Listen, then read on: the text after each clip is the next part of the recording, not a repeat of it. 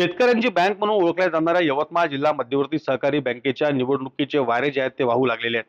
आता जर पाहिलं तर मतदार याद्या ज्या आहेत या संपूर्ण निवडणुकीच्या तयार होणं जे आहे ते सुरू झालेले आहे. आरबीआयने एक निर्णय या संपूर्ण निवडणुकीच्या संदर्भात दिलेला आहे की सलग 10 वर्ष असलेल्या संचालकांना निवडणूक जी आहे ती लढता येणार नाही.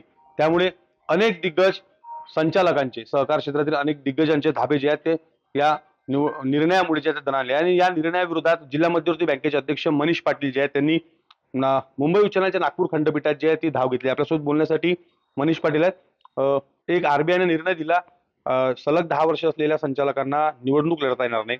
कुठेतरी सहकार क्षेत्रातील जो दबदबा आहे तो कमी करण्याचा प्रयत्न या निर्णयाच्या माध्यमातून आहे का? खऱ्या अर्थानं ह्या सगळ्या शेतकऱ्यांनी स्वतः उभा केलेल्या संस्था आहेत. ह्या ग्रामीण भागातल्या शेतकऱ्यांना कर्जपुरवठा करण्यासाठी म्हणून या सगळ्या बँकांची संस्थांची निर्मिती झालेली आहे. ही सर्व या बँकेमध्ये निवडून येणारे जे संचालक आहेत ते सगळे निवडून आलेले आहेत, हे अपॉइंटेड नाही आहे. त्याच्यामुळे निवडणुकीच्या या प्रक्रियेमध्ये अशा पद्धतीचं बंधन टाकणे हे काही योग्य नाही. आणि हा जो कायदा लागू केलेला आहे या कायद्यामध्ये ज्या तारखेपासून तो कायदा लागू केला त्या दिवशीपासून पुढे हा कायदा लागू करावा, याला पूर्वलक्षी प्रभावाने लागू करण्यात येऊ नये अशी विनंती आम्ही नागपूर खंडपीठामध्ये आम्ही केलेली. एक जर पाहिलं तर राज्यभरात सहकार क्षेत्रात जो आहे तो काँग्रेस राष्ट्रवादीचा दबदबा आहे. हा दबदबा कुठेतरी खोडून काढण्यासाठी सरकारकडून ही खेळी खेळण्यात आली आहे का?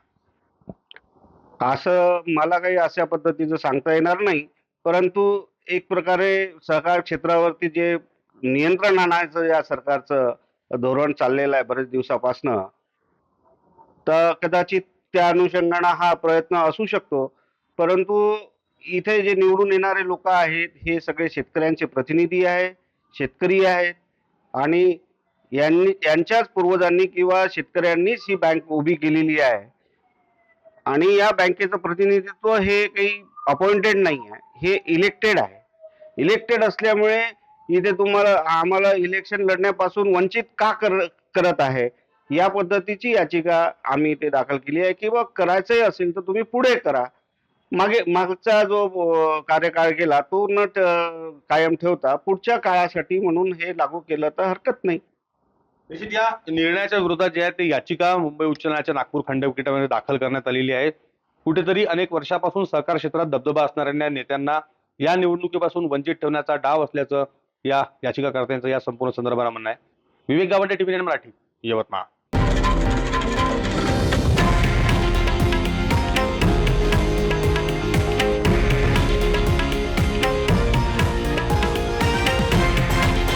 हे आहे देशातील नंबर 1 न्यूज नेटवर्क आणि आपण पाहत आहात TV9 मराठी, एकमेव.